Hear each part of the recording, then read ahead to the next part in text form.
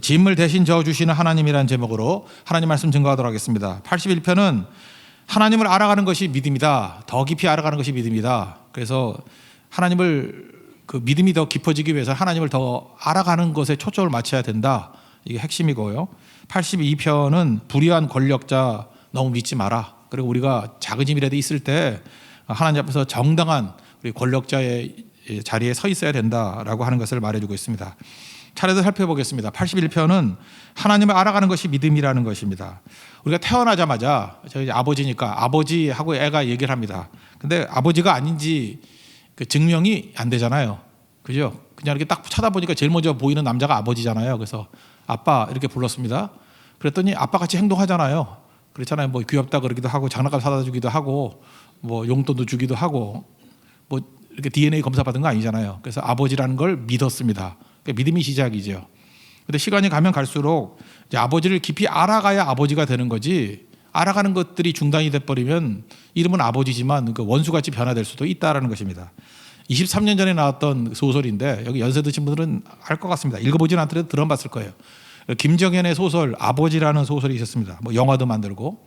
그 내용은 이런 거예요. 어떤 아버지가 이게 행시 붙어가지고 공무원 됐습니다. 공무원 됐으니까 뭐 사무관까지 올라간 아버지예요. 지방대 출신이고 그리고 그 가난한 집에서 태어났습니다. 거기서 행정고시 합격까지 할 정도였으니까 자수성가하고 자기 자신에 대해서는 대단한 자부심이 있는 그런 아버지죠.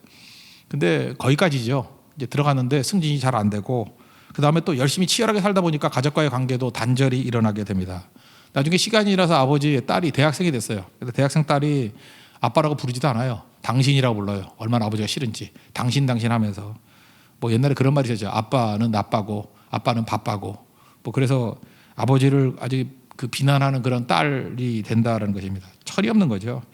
그러니까 아버지는 억울한 거예요. 처자식 먹여 살리려고 죽도록 고생했는데 자기가 뭐 가족과 관계를 잘 맺지 쉽지 않아서 안 한 게 아니라 그 자리가 처절한 그 경쟁의 자리고 쉽지 않은 자리였기 때문에 너무 억울한 거죠. 내가 가족들 위해서 이렇게 헌신했는데 가족들이 나를 이렇게 버리는구나.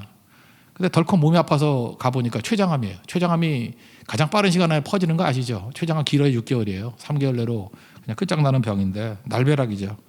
그래서 가족과 함께 처음으로 경주 보문단지, 그래서 경주 보문단지 갈 때마다 이 아버지 소설 생각이 나요.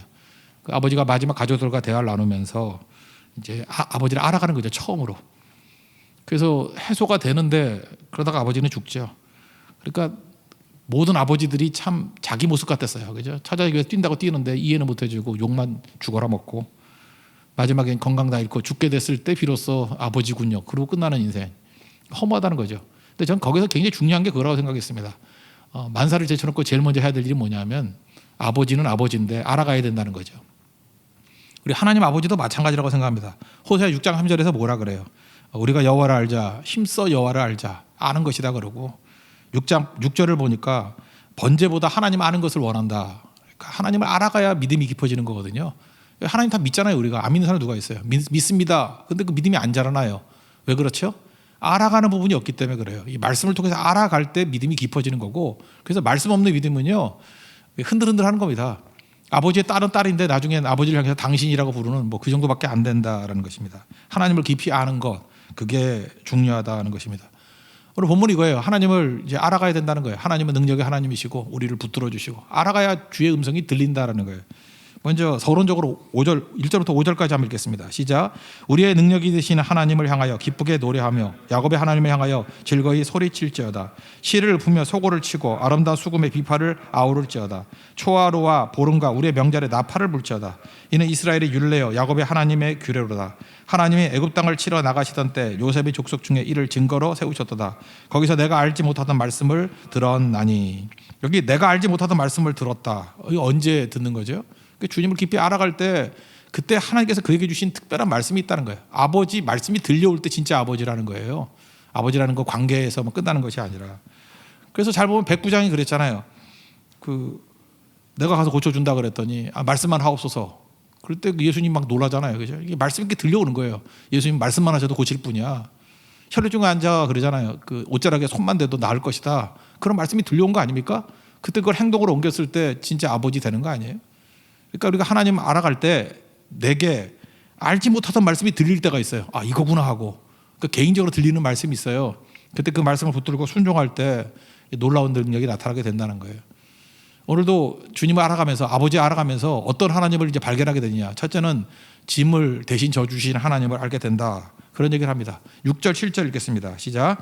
이르시되 내가 그의 어깨에서 짐을 벗기고 그의 손에서 광주리를 놓게 하였도다. 내가 고난 중에 부르짖음에 내가 너를 건졌고 우레소리의 은밀한 곳에서 내게 응답하며 무리와 물가에서 너를 시험하였도다.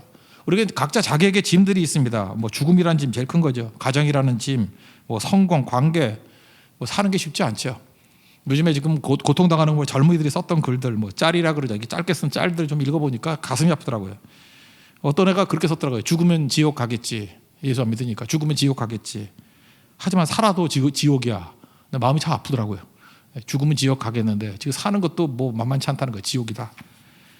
그다음에 어떤 사람도 이렇게 뭐 어떤 개그맨인데 나는 사람을 만나는 고 친해지는 게 싫다. 왜냐 상처만 받으니까. 그러니까 인간관계가 쉽지 않다라는 거예요, 그죠? 사람 만나는 게 친해지는 게 싫다라는 거예요. 친해지고 난 다음에 반드시 안 좋은 일이 벌어졌다는 거예요. 그러니까 얼마나 그 힘든 인생을 살아갑니까? 모두 다 짐이라 그러고 그 그리스 로마 신화에 나오잖아요. 시지푸스라고. 뭐 돌멩이 뭐 산꼭대기 올리면 또 굴러떨어뜨리고 올리면 굴러떨어뜨리고. 인생의 짐이 내가 짊어진다고 생각하면 끝없는 거예요. 뭐 하나 끝나면 그 다음에 또 짐 생기죠. 여러분 인생의 목표를 짐 없게 하는 걸 목표로 삼으면요, 이 시지푸스하고 똑같습니다. 짐 하나 해결하면 또 떨어지고. 그러니까 애도 마찬가지예요. 애가 뭐 문제가 생겼다 그러면 뭐 그거 해결하니까 또 대학 문제 해결되니까 뭐 나오죠? 뭐 취업 문제 끝나면 결혼 문제. 또 애가 생기니 안 생기니, 병이 낫니 안 낫니. 그러니까 우리가 평탄함만을 목표로 삼다 그러면 인생 죽을 때까지 시지프스예요. 문제 해결하면 또 떨어지고 문제 해결하면 또 떨어지고. 하나님께서 우리에게 문제 해결하라고 부르신 게 아닌데, 그죠? 그 짐을 왜 내가 짊어져야 돼? 주님께 맡기면 되는 거거든요. 주님께 맡기라. 시편 55편 22절 보니까 내 짐을 여호와께 맡기라. 그가 너를 붙드시고 믿는 자를 의인이라 그러잖아요. 의인의 요동함을 영원히 허락하지 아니하시리로다. 그러니까 요동치 않는다는 거예요. 무슨 뜻이냐? 하나님의 스케줄대로 우리의 인생을 이끌어 간다는 거예요. 그죠? 생로병사, 살고 죽고 병들어 드는 거, 그런 모든 과정이 그냥 받아들여진다는 거예요. 주님께 맡기면은. 아, 예수 믿다가 병 안 걸립니까? 예수 믿다가 안 죽나요? 근데 그 과정 속에서 하나님이 동행하시기 때문에 맡기면은 그것이 아름다움으로 변화가 된다는 거예요. 그러니까 아름답게 늙는다는 게 얼마나 중요한 거예요. 아름답게 병든다는 게 얼마나 중요한 거예요. 그래서 모든 과정이 다 내 인생에 유익이 되지 치명타로 오지 않는다는 거예요. 여기 보세요. 어떤 사람과 친해지는 거 좋은 거잖아요. 근데 친해지는 것이 상처가 되는 사람이 있다니까요. 그게 얼마나 이게 병든 거예요. 아버지가 축복이잖아요. 근데 아버지를 당신이라고 부를 수밖에 없는 딸이 얼마나 불행한 거예요. 왜 그렇지? 모르니까. 그러니까 우리의 모든 짐들을 주님께 맡기면 아름다운 것이 된다는 거예요. 암탉이 달걀 품어야 21일 만에 병아리 나오죠. 우리가 품어야 썩죠. 하나님께 맡기면 문제가 풀릴 뿐만 아니라 그것이 아름다워진다. 짐을 주님께 맡기라. 이걸 우리가 말하고 있습니다. 아버지는 맡겨야 될 뿐이다. 짐을 맡겨야 될 뿐이다. 그걸 깨달으라는 것입니다. 그리고 그 다음 나오는 얘기는 뭐냐면 우상 숭배하니까 망한다는 거예요. 그러니까 하나님께 소망을 두라. 이게 핵심이라 그랬죠. 마스길의 핵심. 하나님께 소망을 두라. 하나님께 소망을 두면 되는데 그거 안 된다. 여기 10절 같은 건 이제 우리 요절이잖아요. 요절. 무슨 기독교 뭐 서점 가면은 그 액자 맨날 있는 거 아니에요? 내 입을 크게 열라. 내가 채우리라. 이 앞뒤 맥락을 모르고 요것만 딱 따버려요. 내 입을 크게 열라. 내가 세우리라. 뭐 이렇게 집에 가면은 뭐 이렇게 걸려놓은 집도 있고 그러더라고요. 이 앞뒤 맥락이 뭔지 알아요? 우상 숭배하지 않고 하나님께만 소망을 두면 이렇게 되는데 너희들이 그렇게 안 했다라고. 앞뒤 맥락은 이렇게 안 했다는 얘기인데 요것만 딱 빼가지고, 그러니까 문맥을 벗어나서 성경 읽을 때 오류가 되는 것 중에 하나가 이런 거죠. 그죠? 이거 순종 안 했기 때문에 이런 일이 벌어진다. 8절부터 12절까지 읽겠습니다. 시작. 내 백성이여 들으라. 내가 내게 증언하리라. 이스라엘이여 내게 듣기를 원하노라. 너희 중에 다른 신을 두지 말며 이방 신에게 절하지 말지어다. 나는 너를 애굽 땅에서 인도하여 내 하나님 여호와 내 하나님이니 내 입을 크게 열라. 내가 채우리라 하였으나 내 백성이 내 소리를 듣지 아니하며 이스라엘이 나를 원하지 아니하였도다. 그러므로 내가 그의 마음을 완악한 대로 버려두어 그의 임의대로 행하게 하였도다. 이 맥락은 이게 핵심이 아니죠. 이런 약속이 주어졌는데 그렇게 안 했다 그런 얘기인데, 그러니까 뒤집어 얘기하면 뭐죠? 인생의 중심이 중요한 건데, 인생의 중심이 자기 중심이 중심이 되면은 그게 우상숭배자 아니에요. 우상숭배 특징이 뭐예요? 자기를 위해서 우상 만드는 거 아니에요. 내 욕심을 이렇게 형상화시킨 게 우상이거든요. 그 자기 중심인 사람은 우상이에요. 그러니까 자기 중심적인 거에 대표적인 게 탐욕이잖아요. 그래서 골로새에 나오잖아요. 탐욕 곧 우상숭배. 그러니까 자기 자신을 위한 게 우상숭배라니까요. 뭐 이렇게 저라고 그러는 게 아니고 자기 자신이 우상숭배인데 그걸 모른다고요. 그러니까 하나님께 소망을 두는 것 아니면 결국은 망한다는 거예요. 하나님께 소망을 두면 어떤 일이 벌어진다는 거예요. 이 말씀이 이루어진다는 거죠. 입을 크게 열라. 내가 채워준다고. 여러분 우리가 돈이 문제인지 알죠? 성도들 이렇게 만나보면요. 돈이 없는 분들은 먹고 사는 것에 매달려 있어요. 맨날 걱정이 먹고 살 거, 살 집, 뭐 맨날 이거예요. 그 다음에 뭐 은퇴 이후에 직장 뭐 쫓겨나면 뭐 하나. 그러니까 염려 아니면 두려움이에요.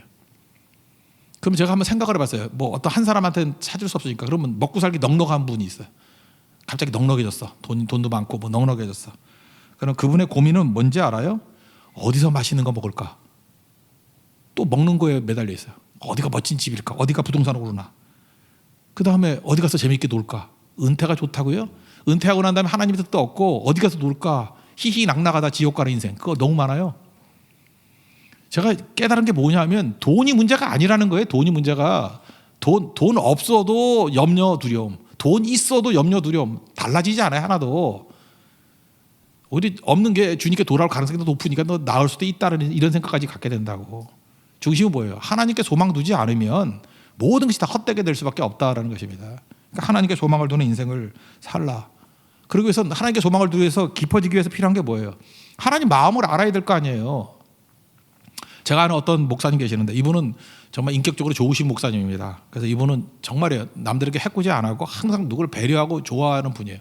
이분이 한 번은 이렇게 얘기하더라고요. 자기는 다른 건 모르지만 결혼 생활만은 자신이 있었대. 왜냐하면 그 아내를 위해서 이렇게 잘해주고 말 들어주고 아내가 원하는 대로 해주면 되는 거 아니냐. 되게 쉽게 생각했대요. 그래서 자기는 결혼 생활만은 자신 있다 이렇게 생각했는데 뭐 결혼 생활이 깊어지는데 그 아내가 별로 기뻐하지 않더라는 거예요. 이유가 뭐냐? 이 목사님이 하는 모든 행동이 아내가 다 싫어한대요. 그러니까 참 미치는 거죠. 그래서 아내 맞추는 게 쉽지가 않다는 거예요. 그 남자보다 다 경험할 거예요. 여자 모르겠어요. 여자는 이게 도대체 남자가 볼 때는 이건 이상한 족속이에요. 이게 도저히 알 수가 없는 거예요. 그래서 이제는 뭘 물어보면 대답하기가 겁난다는 거예요. 뭘 대답하면 상처를 입는다는 거예요. 그런 거 알죠? 뭐 이렇게 예라고 대답해도 상처를 입고 아니다라고 상처를 입고. 그래서 나중에는 자기는 기쁘게 하려고 하는데 그 아내한테 물어봤대요. 정답이 뭐냐고. 정답대로 해줄 테니까. 그리고 화를 더 내더래요. 그걸 모를 수가 있냐고. 그 여자분들 잊지 마십시오. 남자는 모릅니다. 근데 정답 알려주긴 또 싫은가 봐요. 여자들은. 그죠? 그걸 또 알아맞히길 원하고. 그러니까 영원한 미스테리예요. 혼자 사세요. 너도 혼자 사는 게 낫다고 훨씬.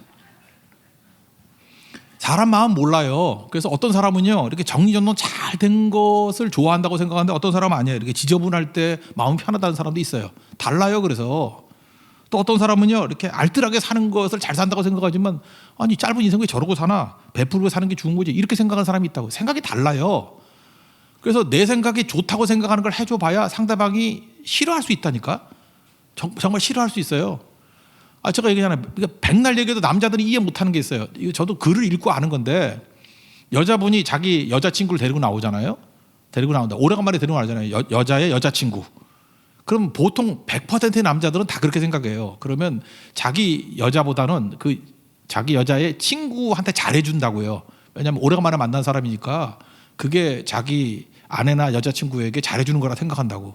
여자는 미치는 거죠.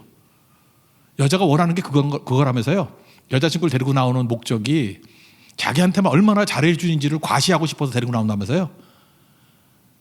남자들이 이해가 안 돼요. 여자가 그렇게 악한지를 몰랐거든. 어떻게 자기한테 잘해주는 걸 과시하려고 들러리로 여자를 데리고 나오나? 근데 여자는 그걸 원한대요. 얼마나 나를 사랑해주는지, 얼마나 나한테 잘해주는지, 얼마나 나한테 이렇게 배려를 해주는지를 보여주려고 데리고 나온대. 그러니까 이게 들으면은 그렇구나라고 이렇게 받아 적긴 적지만 현실에 접하면은 이해가 안 돼요. 이해가. 그런 일 많이 겪으면 그 여자를 악하게 여기게 된다고. 그러니까 여자분들 그런 거 하지 마세요. 본전도 못 찾아요. 나 악녀다, 이세벨 같은 여자다라는 그 각인만 시키는 거예요. 이게 다르잖아요. 남자와 여자도 다르고 사람과 사람이 이렇게 다르듯이 우리가 하나님이 뭘 좋아하는지 우리가 알아요? 모르죠. 그러니까 말씀으로 들어가지 않으면 절대 모르고 내 뜻같이 하나님도 좋아할 거다. 절대 그렇지 않다라는 것입니다. 그래서 하나님 말씀 앞에 깊이 들어가야 하나님을 아는 게 뭐예요? 말씀을 통해서 아는 거죠. 하나님이 이걸 원하는구나. 아까도 그러잖아요. 번제보다 나아는 걸 더 원한다고. 그러니까 하나님이 원하는 거, 하나님이 어떤 마음을 갖고 있는지 알아야 믿음이 굳건해진다니까요. 그러니까 하나님의 마음을 알고 순종하는 길로 나아가십시오. 그러면 그 다음에 오는 형통함들이 있어요. 길들이 열린다. 읽어만 봅시다. 13절부터 16절까지 읽겠습니다. 시작. 내 백성아 내 말을 들으라. 이스라엘 내 도를 따르라. 그리하면 내가 속히 그들의 원수를 누르고 내 손을 돌려 그들의 대적들을 치리니 여호와를 미워하는 자는 그에게 복종하는 채할지라도 그들의 시대는 영원히 계속되리라. 또 내가 기름진 밀을 그들에게 먹이며 반석에서 나오는 꿀로 너를 만족하게 하리라 하셨도다. 그러니까 뭐예요? 언제 변화가 되죠? 말씀 듣고 순종할 때. 이거는 내 기분하고 달라요. 이런 거 한다고 하나님이 좋아하실까? 그렇지 않아요. 그냥 하나님 말씀이라고 하면 일단 한 번 순종하면은 방향이 바뀌고요. 그냥 하나님 말씀을 두 번 순종하면은 탄력을 받고요. 세 번 순종하면은 마귀의 경관지 무너지고 우리 인격이 달라지게 된다는 것입니다. 그래서 말씀에 대한 순종. 그래서 성도들 보면요. 초신자를 할지라도 순종 한 번, 두 번, 세 번 하면은 확 달라져요. 처음에 오래 믿은 성도를 할지라도 맨날 한 번 타협하고 두 번 타협하고 세 번 타협하면 이거 불신자를 방불할 인생을 산다고요. 그 명목상의 그리스도인이에요. 그리스도인 아니에요 그거. 순종이 필요하다는 거예요. 순종. 그래서 오늘 핵심이 이겁니다. 하나님을 순종함으로 알아가자. 이게 81편입니다. 이런 순종함으로 하나님을 더 깊이 알아가는, 그래서 깊은 믿음 가운데 서 있는 하나님의 종되기를 축원합니다. 그 다음 82편은 불의한 권력자를 너무 믿지 마라. 또 우리가 힘이 있을 때 불의한 자가 돼서는 안 된다, 그런 얘기죠. 여기 1절에 신들의 모임 그랬는데 당시 용어들이 권력자들을 그렇게 불렀습니다. 힘을 가진 사람들을 신들의 아들이다, 신들의 모임이다 이렇게 불렀고, 그들이 불의한 이유가 뭐냐면 공정하지 않은 판단 그리고 악인 편들기를 한다는 거예요. 1절과 2절 읽겠습니다. 시작. 하나님은 신들의 모임 가운데 서시며 하나님은 그들 가운데서 재판하시느니라. 너희가 불공평한 판단을 하며 악인의 낯을 보기를 언제까지 하려느냐. 이 불의한 권력자들이 하는 일이 뭐냐 하면은 노골적으로 불공평한 판단을 하고 자기 편이냐 아니냐에 따라서 이 뭐예요? 악인의 낯을 본다 그러잖아요. 악인의 낯보기를 언제까지 하느냐. 자기 편이면 편 들어주고 아니면은 무너뜨리고, 이런 일들을 우리가 얼마나 많이 보고 있습니까? 이게 전부 다 악한 자들의 모습이라는 거예요. 구한말의 어려움이 뭐였어요? 구한말의 19세기 말, 우리가 먹고 살기 힘들어서 어려웠다. 그것도 많은 거지만 공정성이 파괴가 돼 버렸다니까요. 자기 편이면 무조건 편들고 상대 편이면 무조건 공격하고 그죠? 무조건 옹호하고, 그게 구한말의 모습 아니에요? 그러다가 나라 망했잖아요. 나라 망하는 거 뭐 간단한 거죠. 그러니까 모든 결정을 당파 이익을 극대화하는 쪽으로 가니까 무너지더라. 이게 불의한 권력자라는 것입니다. 그러므로 가져야 될 생각이 뭐냐면 내가 권력을 가졌을 때 내가 틀릴 수 있다, 이걸 인정하는 거고, 더 큰 재판장이 계신다, 하나님이 계신다, 그죠? 그걸 인정해야죠. 하나님 앞에 서 있어야 되겠죠. 우리 아모스서 보면요, 이렇게 불의한 자들이 지멋대로 살던 모습들을 아모스 4장 1절에 이렇게 설명했어요. 사마리아 산에 있는 바산의 암소들아, 이 말을 들으라. 너희는 힘없는 자를 학대하며 가난한 자를 압제하며 가장에게 이르기를 술을 가져다가 우리로 마시게 하라 하는도다.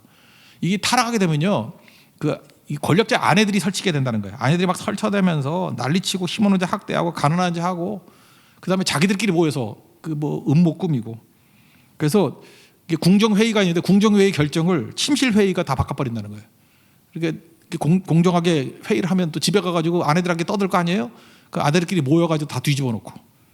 옛날에 그 교회에서도 그런 거 있었는데, 교회에서 당회를 하는데 당회에서 결의를 내렸는데 끝나고 난 다음에 다음 주 오면 다 뒤집혀. 왜냐하면 그걸 이불당회라 그러거든요. 이불당회.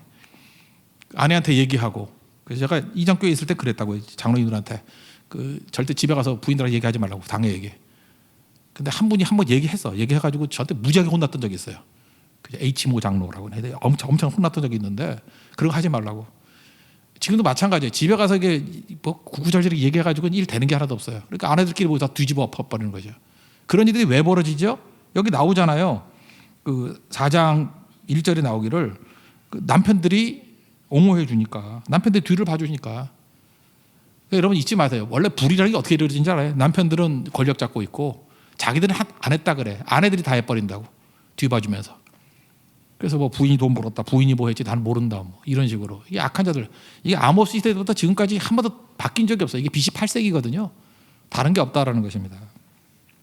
그러므로 남들 비판하는 거 그만하고, 우리에게도 힘이 있잖아요. 우리에게도 결정권이 있잖아요. 우리에게로 돌아옵시다. 우리에게 필요한 게 뭐죠? 내게 힘이 주어졌을 때 율법 정신이 뭐예요? 가난한 자가 얻게 하라, 억울한 자가 얻게 하라. 내가 영양권을 주는 데서 가난한 자를 학대하거나 내가 영향권을 주는 데서 억울한 자가 잠깐만 나온다 그러면 내 범죄예요. 그래서 3절 4절을 한번 봅시다. 다 같이 하겠습니다. 시작. 가난한 자 고아를 위하여 판단하며 곤란한 자 빈궁한 자에게 공의를 베풀지며 가난한 자 궁핍한 자를 구원하여 악인들의 손에서 건질지니라 하는도다. 제가 얼마 전에 그 옛날 드라마 다시 좀 봤는데 나의 아저씨 제가 몇 번 얘기를 했죠. 거기 보니까 이지안이라는 여자의 아이유로 나오는데 그 할머니가 국가에서 보조해주는 요양시설이 있음에도 불구하고 몰라서 못 가요. 몰라서. 그때 박동훈 부장이라는 사람이 그거 알려줘가지고 또 이렇게 도움 받기도 하더라고요. 제가 그 드라마를 유심히 보면서 이런 생각을 했어요. 약자가 왜 약자일까 생각하니까 어디서 도움을 받을지도 모르는 게 약자예요. 그죠? 어떻게 하면 내가 여기서 벗어날 수 있는지 강자는 정보가 있거든요. 그래서 그냥 뻔한 정보인데 그걸 모르는 게 약자예요. 그거 도와줘야죠. 제가 볼 때 뭐 다른 거 도와주는 것도 많겠지만 여러분들 그 젊은 사람들이나 이런 사람 정보에 강한 사람 있잖아요. 그럴 때 몰라서 도움 못 받는 사람들에게 알게 해주는 것도 되게 중요한 것 같아요. 그죠? 이렇게 하면 됩니다. 이렇게 하면 됩니다. 그래서 이제 들을 귀가 좀 열려 있어야죠. 그리고 여러분 젊은이들 마찬가지. 어른들의 얘기를 좀 들어야 돼요. 이게 다 보이거든. 이렇게 하면 길이 열릴 것 같다라고 하는 그런 것들 좀 얘기를 들으라고. 그리고 알려줘야 되고. 뭐 얘기해봐야 뭐 신경질 많으니까 안 알려줘. 그게 아니고 약자잖아요. 그런 사람들. 약자니까 강자가 뭐예요? 알고 있는 것들을 가르쳐서 도와주는 거죠. 길 열어주고. 그런 일들을 계속해야 된다라는 것입니다. 초대교회에 여자들이 많았습니다. 약자들이에요. 과부들이 많았습니다. 약자들이에요. 그 약자들이 모여놓으면 시끄러워요. 그래서 예루살렘 교회도 싸움 벌어졌을 때 과부들끼리 싸웠잖아요. 교회가 그래요. 약자들 많이 도와주면 좀 시끌벅적해요. 원래 그 중산층 이상끼리 좀 교양이들 모여놓으면 잘 안 싸워요. 왜냐하면 싸우면 자기 손해인 거 알기 때문에. 그거 모르는 사람이 약자지. 그래서 교회가 좀 시끌벅적 하더라도요. 약자들 보호해주고 약자들 품어주는 그런 것들이 꼭 필요하다는 것입니다. 그리고 적어도 크리스천이라 그러면 이렇게 차별하고 이러는 것들에 대해서 그거 용납하면 안 돼요. 우리는 뭐 여기 상수도니까 이런 거 별로 없겠지만 그 아파트 많은 밑집 지역들 이런 데 가보면 이거 진짜인지 아닌지 모르겠어요. 이게 좀 저가 아파트에 사는 애들 막 차별한다면서요. 빌거라는 말 들어봤어요? 빌라 거지. 빌라에 살면 거지라며. 나도 옛날에 건홍 빌라 살았는데. 예. 임거 그러면 임대 아파트 살면 거지라며. 임대 아파트 거지래. 임거. 초등학교 애들이 이렇게 부른대요. 휴거 그럼 뭐 이렇게 하늘로 들려오려는 게 아니라 휴먼시아 거지래. 휴먼시아가 뭐 임대 아파트 그런 건가 보죠? 휴먼시아가 뭐예요? 난 모르겠어. 휴먼시아라고 있어요? 휴먼시아가 뭐예요? 하여튼 뭐 그런 거가 말이게 저가 아파트인가 봐 거기가. 주거 그랬더니 주공 아파트 사는 거지래. 나도 주공 살았는데 옛날에 408동에 참. 나 그 거지였네 계속. 학교 이렇게 배정을 할 때 학부형들이 그런데요. 유명 브랜드 아파트 사는 아이들만 모아서 좀 반 만들어 달라고. 이게 제정신인 거예요? 그 안에 보면 크리스찬들이 있을 거 아니에요. 악한 자입니다. 하나님 건 놔두지 않을 거라고. 이게 불의 중에 불이죠. 그리고 어떤 초등학교는 여기 선생님들 계시죠. 학교에 진짜 그래요? 그 아파트 밀집 지역에 가면요, 아이들마다 이렇게 이름마다 이렇게 표시해 둔대요. 이게 고급 아파트에 사는 애들 이렇게 별표해 준대요. 나쁜 뜻은 아니고 그런 애들만 이렇게 몰리면 항의 받으니까 걔네들 이렇게 배분한대요. 만약에 반이 10개라 그러면 10개를 쭉 배분을 한대요. 하나에 안 몰리도록.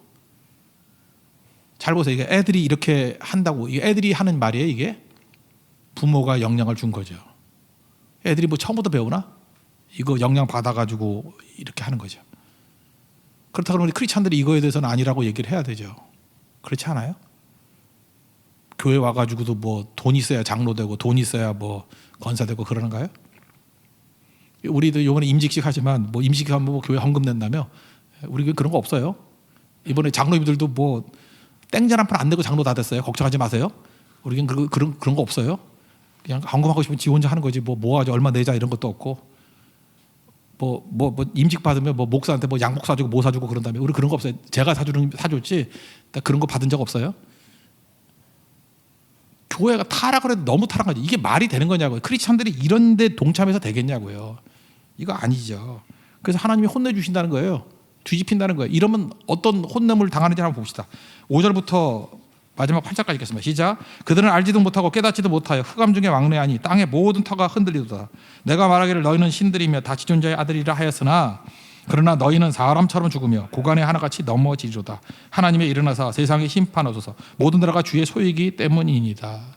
그러면 이 말씀이 다시 앞으로 돌아가면요, 모르니까 이렇게 산다, 그러니까 알려줘야 된다, 그런 얘기죠. 그러니까 이게 뭐 가난한 자가 없고 그다음에 억울한 자가 없게 되면 끝나는 게 아니고 진짜 이 가난한 사람들에게 필요한 게 뭐냐면 복음이고 있는 자들에게 필요한 것도 복음이라는 거예요. 복음. 하나님 말씀만 이걸 해결할 수 있는 거지 복음이 들어가지 않으면 결국은 가난한 자가 부자 되면 또 똑같은 짓을 해요. 그죠? 권력 없는 자들이 권력 잡으면 또 똑같은 짓을 하잖아 지금. 다 똑같아진다는 거예요. 그래서 복음이 필요하다는 거예요. 그래서 3절 4절을 여기에 이 판단하며 공의를 복음으로 한번 바꿔서 한번 읽어볼게요. 가난한 자와 고아를 위하여 복음을 전파하며 곤란한 자와 빈궁한 자에게 복음을 베풀지며 가난한 자와 궁핍한 자를 구원하여 악인들의 손에서 건질지니라 하시는도다. 말씀 외에는 없다라는 거예요. 우리가 잠깐 환경 가지고 뭐 있느니 없느니 이러고 살아가면 안 되고 말씀 아니면 다 이렇게 변질돼 버리고 결국 위치만 바뀌는 거예요. 가난한 자가 부자 되고 부자가 가난한 자 되고 힘없는 자가 힘 있는 자 되고 뒤바뀌어 버리는 거. 이게 뭐 하는 미친 짓이냐는 거예요. 복음 외에는 답이 없다. 그래서 우리가 모든 사람들이 지금 어떤 처지에 있든 간에 하나님 말씀 붙들고 내게 힘이 주어졌을 때 내가 할 수 있는 일이 뭐예요? 하나님 앞에 이런 공의를 행하고 그다음에 가난한 자가 없는 사랑을 베풀고 계속 그 일을 해야 된다는 것입니다. 그럼 작은 일이 이게 세워지게 되면 거기서 배운 사람들이 퍼져나갈 거 아니에요. 그게 이 땅에 하나님의 나라를 세우는 길이다. 이걸 말하고 있습니다. 하나님 말씀과 함께 동행하는 믿음의 종 되기를 축원합니다. 자리에서 일어나겠습니다. 기도를 멈추지 마라 찬양했습니다.